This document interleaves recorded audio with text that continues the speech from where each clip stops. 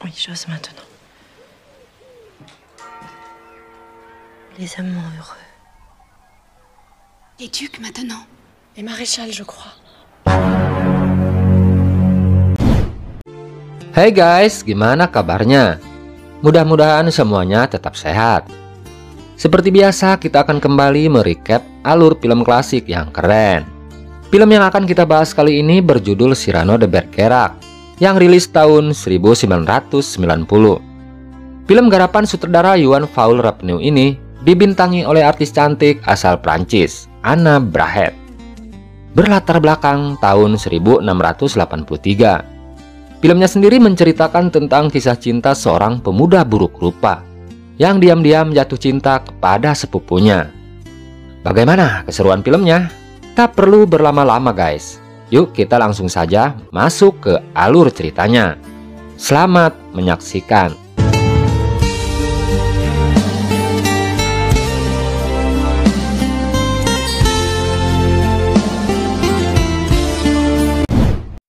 Cerita diawali dengan diperlihatkannya seorang anak kecil yang akan menonton drama teater di sebuah panggung opera di kota Paris. Pada masa itu pertunjukan opera dan drama teater sangat digandrungi oleh rakyat Prancis. Banyak sekolah-sekolah jurusan sastra didirikan di kota Paris yang melahirkan sastrawan-sastrawan terkenal di zamannya, seperti Forceres, Colombi, Bordon, dan lain-lain.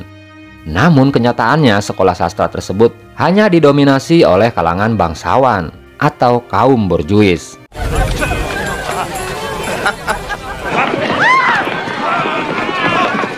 Keadaan itu bertolak belakang dengan kehidupan sebagian besar rakyat Prancis yang harus hidup di bawah garis kemiskinan.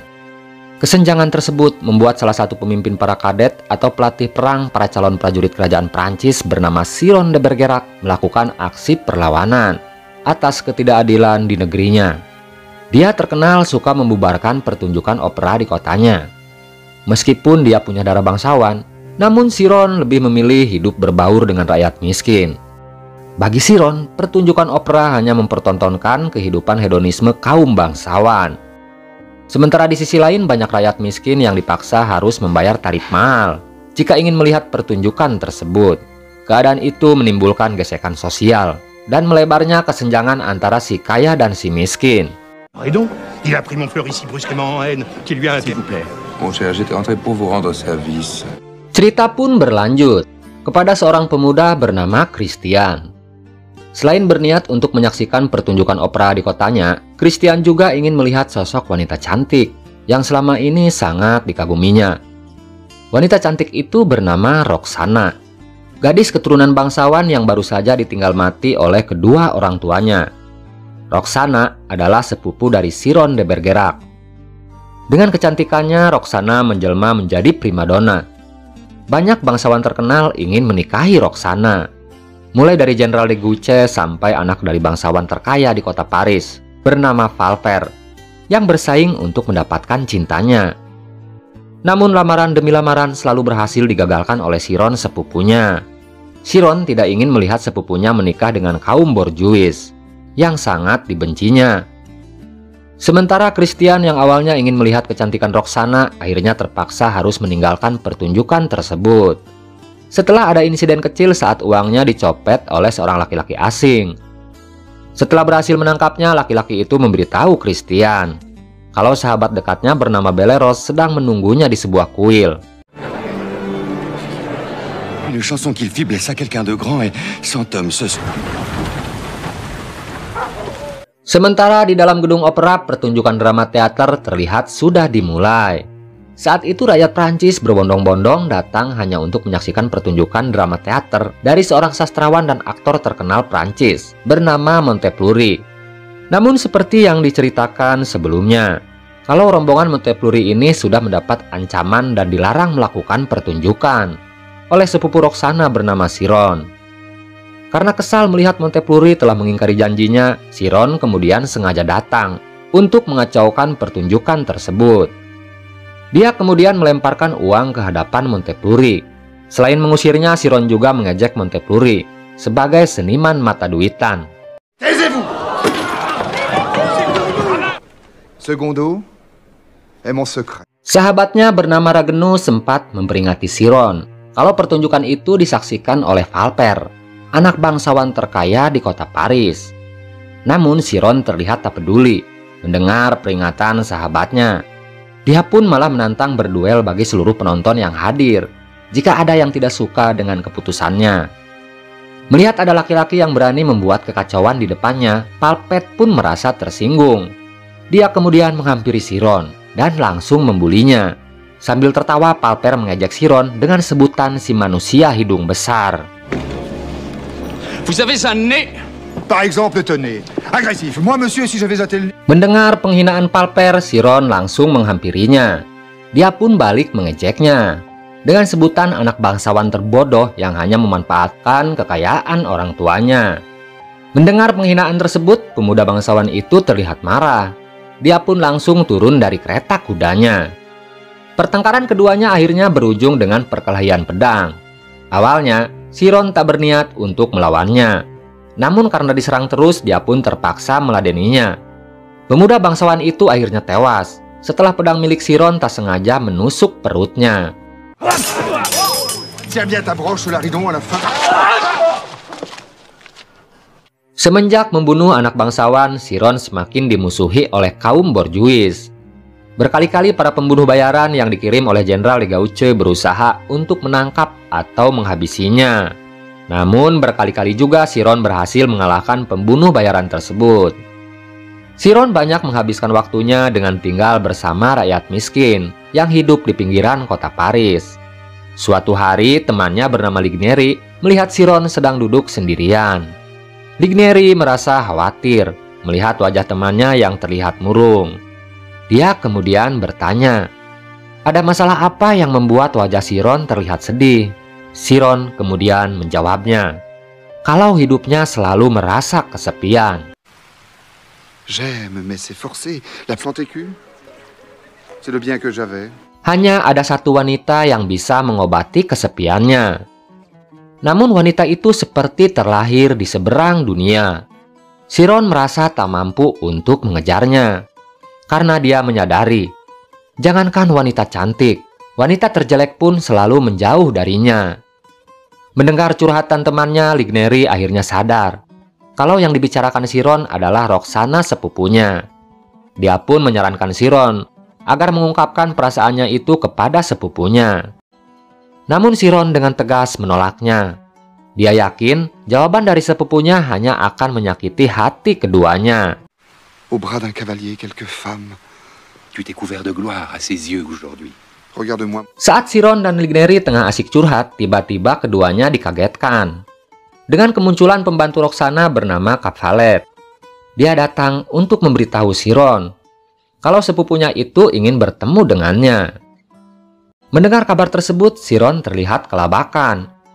Dia merasa seperti sedang bermimpi saat tahu kalau Roxana ingin bertemu dengannya. Perasaan haru bercampur bahagia sedang menyelimuti hatinya. Chiron kemudian memberitahu pembantu sepupunya kalau dia akan menunggu Roxana di rumah sahabatnya bernama Ragenu, seorang tukang kue yang tinggal di Gang Sain Honor. Setelah pembantu sepupunya pergi, Chiron terlihat berlarian kecil, menghampiri Ligneri. Dengan mata berkaca-kaca, Chiron memberitahu temannya kalau Roxana ingin bertemu dengannya. De chansons, grand danger. Et vous serez témoin, mes fantômes. Chiron pun akhirnya janjian dengan sepupunya untuk bertemu di rumah sahabatnya, yaitu seorang bos kue bernama Ragenu. Hatinya sempat ragu saat tak sengaja dia melihat wajahnya di sebuah cermin. Chiron terlihat marah dan memecahkan cermin tersebut. Dia terlihat sedih saat melihat wajahnya yang buruk rupa. Sempat terlintas di pikirannya untuk membatalkan pertemuan tersebut. Dia pun awalnya ingin menulis sebuah surat untuk membatalkan pertemuan dengan sepupunya. Namun rencana itu akhirnya gagal total setelah Roxana dan pembantunya datang lebih cepat dari perkiraannya.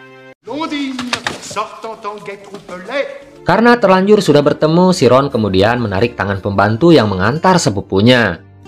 Dengan memberinya cemilan kue, dia pun menyuruh pembantu itu untuk menunggu majikannya di luar. Saat bertemu dengan Chiron, Roxana terlihat bahagia. Keduanya kemudian saling berbagi cerita tentang masa lalu keduanya. Roxana sangat berterima kasih atas kebaikan sepupunya tersebut. Selain sudah menjadi teman di masa kecilnya, Roxana juga menganggap Chiron sebagai sosok pengganti kedua orang tuanya yang telah meninggal dunia. Je me suis donc battu, cousine et cette... Il faut que je revoie le presque frère avec qui je joue. Roxana sempat mengobati tangan Chiron yang terluka.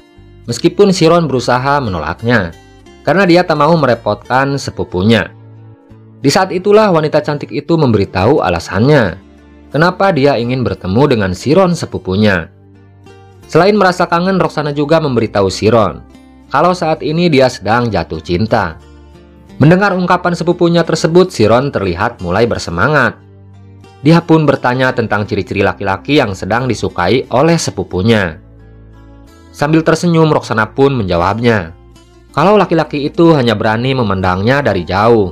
Dia tak berani mengungkapkan perasaannya itu lewat bibirnya. Sambil menatap tajam ke arah sepupunya, Roxana kemudian berkata lirih. Dia sudah tahu kalau laki-laki itu sangat mencintainya. Mendengar jawaban dari sepupunya, hati Chiron langsung berbunga-bunga. Di hati kecilnya, Chiron sangat yakin kalau laki-laki yang dibicarakan oleh sepupunya itu adalah sosok dirinya.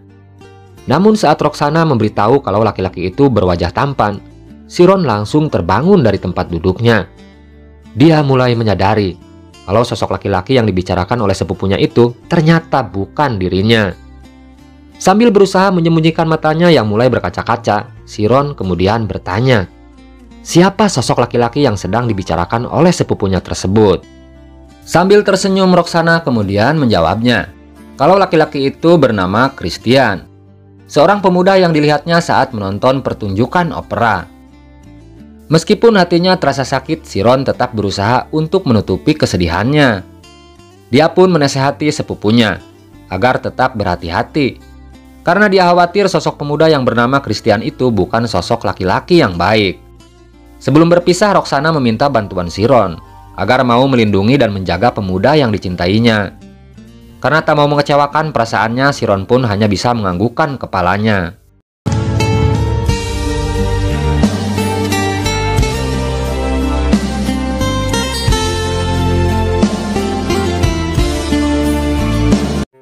Hingga di suatu hari, Chiron dan anak buahnya dikagetkan dengan kemunculan pemuda bernama Christian. Ternyata pemuda itu datang ke markas Chiron untuk membuat perhitungan.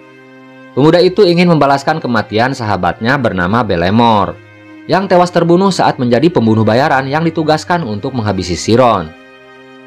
Awalnya Chiron berusaha menahan emosinya saat Christian sengaja datang untuk mengganggunya, dan berulang kali mengejek Chiron dengan sebutan si hidung besar. Karena sudah gak kuat mendengar ejekan Christian, Chiron kemudian menyuruh para kadetnya agar keluar dari dalam ruangan. Beruntungnya Christian adalah sosok pemuda yang disukai oleh sepupunya Chiron. Jika tidak, pemuda itu akan menjadi bulan-bulanan kemarahan Chiron karena telah berani mengejeknya. Namun karena sudah berjanji kepada Roxana kalau dia akan menjaga dan melindungi Christian, Chiron terpaksa harus bersikap lembut agar bisa akrab dengan pemuda yang dicintai oleh sepupunya tersebut. D'ailleurs, tu ne m'as pas attaqué comme un sot. Bah, pardonnez-moi. Chiron kemudian memberitahu Christian kalau Roxana sepupunya ingin mengenalnya lebih dekat. Mendengar kabar tersebut, Christian terlihat senang. Namun wajah pemuda itu tiba-tiba berubah murung. Dia memberitahu Chiron kalau seumur hidupnya dia belum pernah sekalipun berpacaran dengan wanita. Dia merasa tak pantas menjadi sosok laki-laki yang disukai oleh Roxana. Christian juga merasa malu karena dirinya terlahir dari keluarga miskin. Dia takut tak bisa membahagiakannya. Étonnant. Et faisons à nous deux un héros de... Pour pouvoir exprimer les choses avec grâce. Mendengar keluhan pemuda tersebut, Chiron kemudian menawarkan diri untuk membantunya. Chiron hanya berharap Christian bisa membahagiakan sepupunya.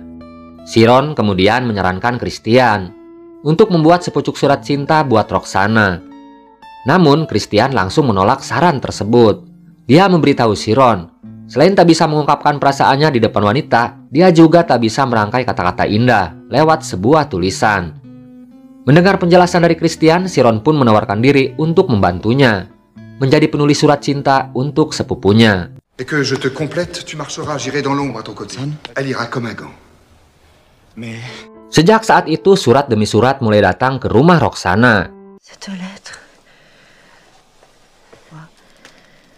De sorte qu'elle est prête et que... Rangkaian kata yang tersusun indah diselingi dengan puisi romantis yang menyentuh jiwa, membuat Roxana berkali-kali harus jatuh pingsan saat membacanya. Jiwanya seperti terhempas badai tsunami cinta saat meresapi kata-kata manis dari perasaan seorang laki-laki yang hanya bisa bersembunyi di balik rangkaian kata cinta, karena selama ini tak mampu untuk mengungkapkan perasaannya. Rangkaian kata dalam surat tersebut dihiasi dengan bekas tetesan air mata yang menghiasi setiap lembaran kertas yang dibuatnya. Bagi Roxana, itu adalah sesuatu yang sangat indah, memberikan kesan yang begitu romantis dari sosok laki-laki yang tulus mencintainya.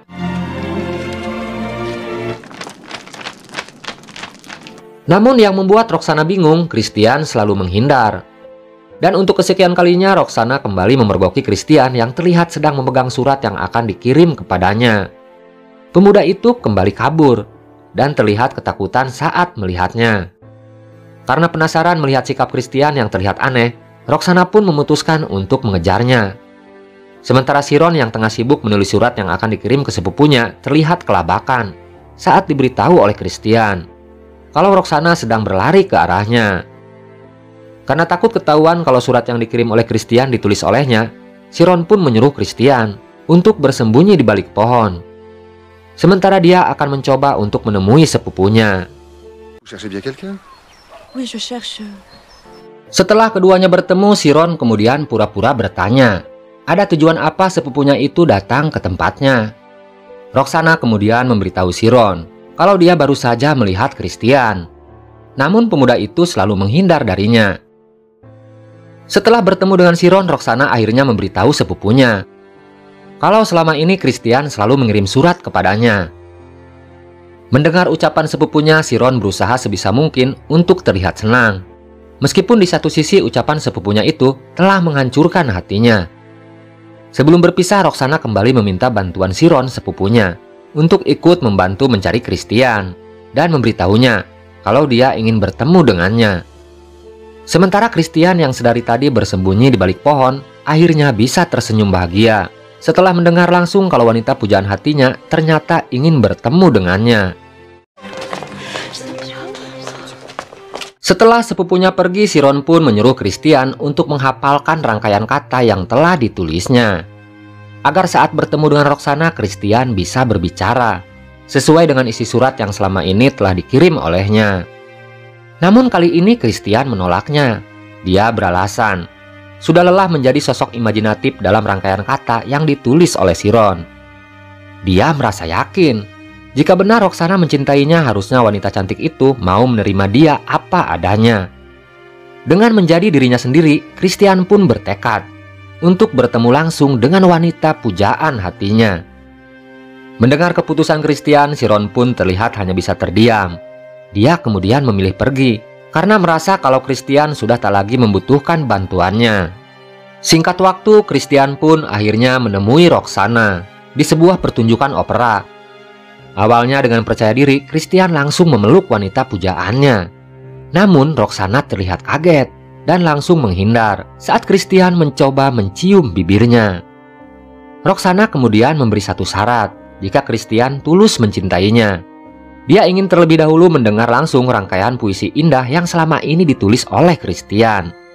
Mendengar permintaan tersebut, Christian terlihat kebingungan karena selama ini dia tidak pernah membaca isi surat yang ditulis oleh Chiron. Nous sommes seuls. Je vous aime. Oui, parlez-moi d'amour. Karena sudah terlanjur percaya kalau kata-kata puitis itu ditulis oleh Christian, Roxana terlihat dengan sabar menunggu kata-kata manis terucap dari bibir laki-laki yang mencintainya. Namun kali ini Christian benar-benar dibuat mati gaya. Pemuda itu tak bisa membuktikan kalau dia adalah sosok laki-laki romantis seperti imajinasi yang selama ini sudah terbentuk di dalam hayalan Roxana. Karena kecewa melihat Christian tak mampu untuk membuktikannya, Roxana pun meminta Christian untuk menghafal lagi rangkaian kata puitis yang akan diucapkan kepadanya. Jika sudah siap, Roxana akan menunggu Christian di kamarnya. Kenyataan itu membuat Christian merasa patah semangat. Baginya sangat mustahil bisa menuruti keinginan Roxana. untuk menjadi sosok laki-laki yang ada di imajinasinya. Melihat keadaan Christian yang terlihat murung, Chiron pun kembali menawarkan bantuan agar Christian bisa meyakinkan hati sepupunya. Karena sudah tak punya pilihan, Christian pun akhirnya menerima tawaran dari Chiron yang akan kembali membantunya untuk menaklukkan hati Roxana. Dan malamnya, Chiron pun langsung membawa Christian untuk mendatangi kamar sepupunya. Di bawah sinar rembulan yang menerangi gelapnya malam, Chiron kemudian menyuruh Christian untuk berakting di depan Roxana dengan cara memperagakan semua kata-kata puitis yang nanti akan diucapkannya. Chiron hanya berharap sepupunya itu percaya kalau Christian adalah sosok pemuda yang ada di imajinasinya. Trik itu ternyata berhasil memancing Roxana untuk keluar dari kamarnya. Dengan memperagakan ucapan dari Chiron, Christian berhasil meyakinkan Roxana kalau dia bisa mengucapkan kata-kata puitis dan romantis, seperti rangkaian kata indah yang dia tulis dalam suratnya. Melihat sepupunya mulai terbuai dengan ucapannya, Chiron memanfaatkan kesempatan tersebut untuk mengungkapkan semua isi hatinya. Sementara Christian yang bertugas untuk memperagakan ucapan Chiron sempat merasa bingung dan heran karena ungkapan cinta yang diucapkan oleh Chiron seperti datang dari hatinya yang terdalam. Dia pun mulai curiga, jangan-jangan selama ini Chiron menyukai sepupunya. Namun kecurigaannya itu dibantah keras oleh Chiron. Dia meyakinkan Christian apa yang telah dilakukannya selama ini hanya untuk kebahagiaan sepupunya. Setelah merasa yakin kalau Christian adalah sosok laki-laki yang ada dalam imajinasinya, Roxana pun meminta Christian untuk datang ke kamarnya. Sementara Chiron yang menyaksikan kemesraan keduanya terlihat hanya bisa memandangnya dari kejauhan. Sesekali kilatan petir memperlihatkan matanya yang berkaca-kaca. Dalam senyumannya yang terlihat getir, laki-laki yang selalu merasa kesepian itu memilih pergi dan mencoba menyandarkan perasaannya di balik bayangan pohon. Chiron berusaha sebisa mungkin untuk menyimpan kesedihannya dalam suara gemericik air hujan.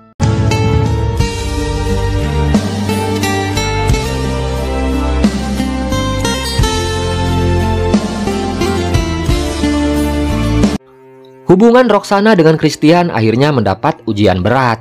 Setelah Jenderal de Gauche baru saja pulang dari front pertempuran melawan pasukan Spanyol.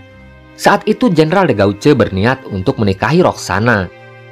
Satu-satunya jalan agar bisa menggagalkan rencana sang jenderal, Roxana harus secepatnya menikah dengan Christian.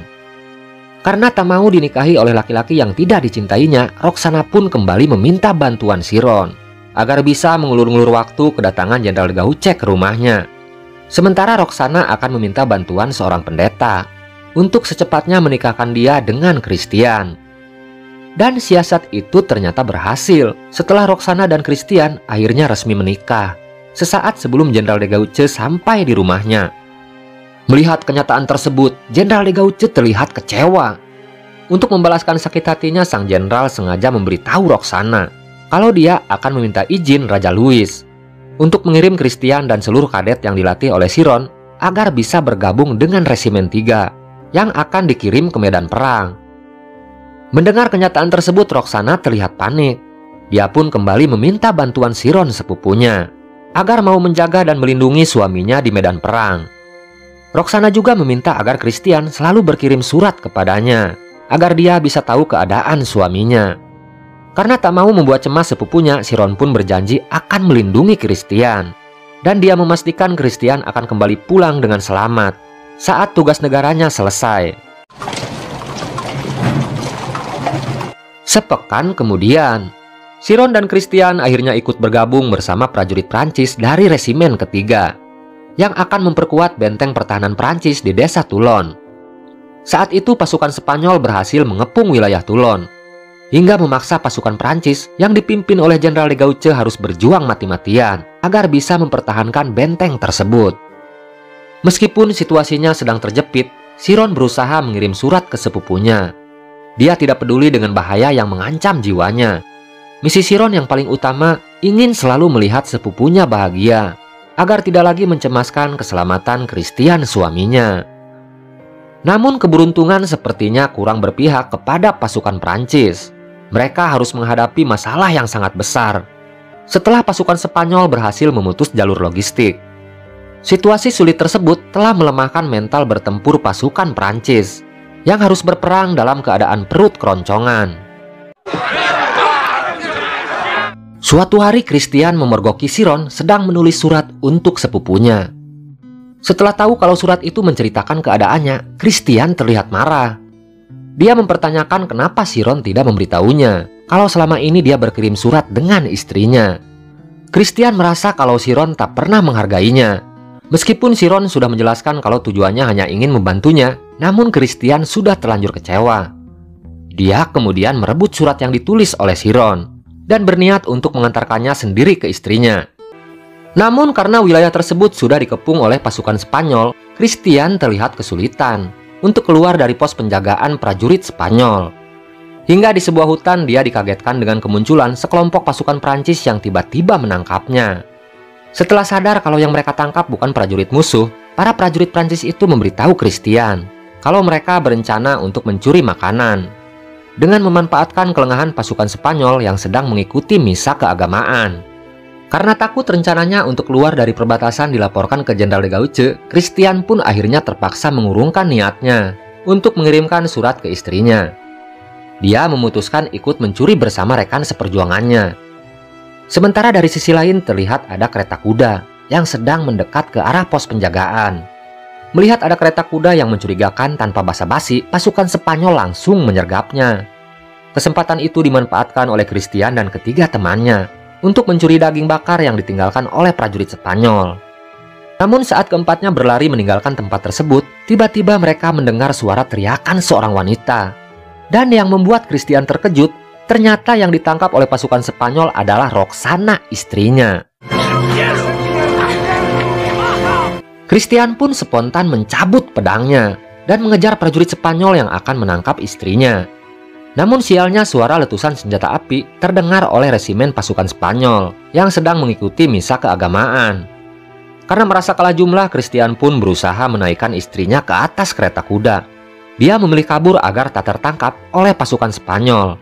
Meskipun salah satu teman mereka yang berusaha membawa hasil curian sempat tertinggal di belakang kereta kuda, kelimanya akhirnya bisa selamat dari kejaran pasukan Spanyol. Kedatangan Christian yang membawa Roxana istrinya menjadi perhatian pasukan Prancis yang kondisinya terlihat sangat memilukan. Selain harus bekerja siang dan malam untuk membuat benteng perlindungan, para prajurit itu harus terbiasa bertempur tanpa bekal makanan. Namun keadaan yang awalnya terlihat canggung berubah menjadi sukacita setelah Roxana memberitahu pasukan Prancis kalau dia datang ke tempat tersebut untuk membantu para patriot yang telah berjuang untuk negaranya. Roxana ternyata datang bersama Ragenu, seorang bos kue yang sengaja datang untuk membawakan bantuan logistik yang sangat dibutuhkan oleh pasukan Prancis. Bekal makanan itu ternyata disembunyikan di dalam kereta kuda miliknya agar bisa mengecoh dan melewati penjagaan pasukan Spanyol. Melihat bekal makanan yang melimpah, mental dan semangat pasukan Prancis akhirnya kembali bangkit. Mereka bertekad untuk mempertahankan benteng Toulon, hidup atau mati. Perang besar pun akhirnya pecah antara pasukan Prancis yang hanya berjumlah 500 orang melawan pasukan Spanyol yang jumlahnya 3 kali lipat. Namun karena kalah jumlah, banyak prajurit Prancis yang tewas mengenaskan.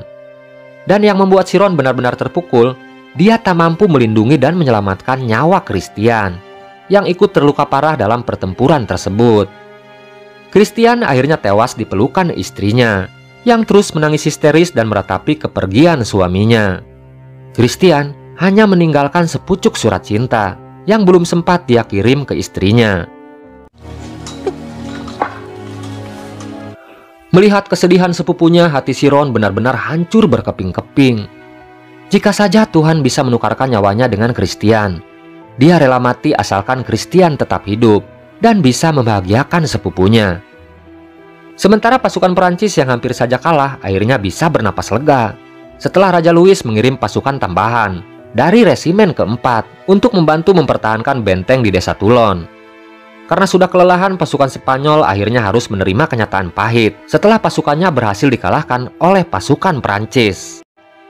14 tahun kemudian, setelah ditinggal mati oleh suaminya, Roxana memutuskan untuk menghabiskan sisa hidupnya di sebuah gereja. Sementara Chiron memutuskan untuk menjadi seorang monsiur yang bertugas di gereja yang sama dengan sepupunya. Di sisa hidupnya Chiron hanya punya satu misi, yaitu ingin selalu mendampingi sepupunya. Saat Roxana kesepian, Chiron dengan setia akan datang untuk menghiburnya. Hingga di suatu hari Jenderal de Gauche mengunjungi Roxana di biara. Dia juga memperingatkan dua sahabat Chiron kalau kelompok borjuis sedang merencanakan untuk membunuh Chiron yang selama ini selalu konsisten mengkritik kehidupan hedonisme di negaranya. Dan apa yang dikhawatirkan Jenderal de Gauche akhirnya menjadi kenyataan. Di hari Sabtu yang cerah, Chiron mendapat panggilan dari Roxana sepupunya untuk kembali datang menghiburnya. Namun di sebuah gang, sekelompok pembunuh bayaran sudah menyiapkan jebakan untuk membunuhnya. Saat Chiron sedang melintas di sebuah jalan, dua pembunuh bayaran berusaha menghalanginya. Di saat itulah dua temannya yang lain sudah menyiapkan sebilah balok di atas atap rumah. Saat Chiron menoleh ke atas, kayu balok itu langsung dijatuhkan dan tepat menghantam kepalanya. Chiron pun langsung ambruk seketika. Sementara sahabatnya bernama Lebret berusaha menolongnya. Namun Chiron menolak untuk dibawa berobat oleh sahabatnya. Chiron tak ingin melewatkan waktu berharganya untuk sekedar bertemu dan menghibur Roxana sepupunya. Dengan langkah tertatih-tatih Chiron berjalan menghampiri sepupunya yang sudah menunggunya di taman biara. Karena tak mau ketahuan sedang mengalami luka serius di kepalanya, Chiron berusaha menyembunyikan rasa sakitnya. Namun saat dia berusaha menghibur sepupunya, tubuh Chiron mulai goyah. Sadar kalau ada yang aneh dengan kondisi sepupunya, Roxana langsung membantunya. Di detik-detik kematiannya, Chiron memohon agar bisa membacakan surat terakhir dari Christian yang sudah 14 tahun disimpan oleh sepupunya. Saat membaca surat itulah Roxana mulai tersadar kalau isi surat yang selama ini dia baca seperti bukan curahan hati dari suaminya. Matanya mulai berkaca-kaca. Setelah memahami kalau isi surat yang selama ini dikirim kepadanya ternyata hanya berisi ungkapan perasaan dari seorang laki-laki kepada sosok wanita yang tidak mencintainya. Roxana pun mulai mendekati Chiron sepupunya. Dengan tatapan mata yang penuh tanda tanya, Roxana meminta Chiron untuk berkata jujur kepadanya. Apakah surat-surat itu ditulis olehnya? Namun sebelum Roxana mendapat jawabannya, tiba-tiba tubuh Chiron terlihat oleng. Saat itulah Roxana akhirnya tahu kalau kepala sepupunya itu tengah terluka parah. Dengan suara pelan, Chiron meyakinkan sepupunya kalau yang menulis surat adalah Christian suaminya. Namun tatapan dan sikap Chiron sudah tak bisa membohongi perasaannya. Roxana akhirnya mengetahui kalau selama ini Chiron mencintainya. Sambil menangis karena merasa bersalah, Roxana pun memeluk tubuh sepupu yang disayanginya. Dengan berkata lirih, Roxana menjelaskan kalau seandainya perasaan itu ada di dalam hatinya, dia tak akan pernah menolak untuk mencintai sepupunya. Namun jika perasaan itu tidak ada, cinta hanya akan menyakiti hati keduanya. Di akhir cerita, Roxana terlihat tak kuasa menahan air matanya setelah merasakan tubuh sepupunya mulai terasa dingin dan kaku. Chiron akhirnya menghembuskan napas terakhirnya, meninggalkan kesedihan yang mendalam bagi Roxana yang harus kehilangan dua orang yang sangat berarti dalam hidupnya. Cerita pun akhirnya selesai.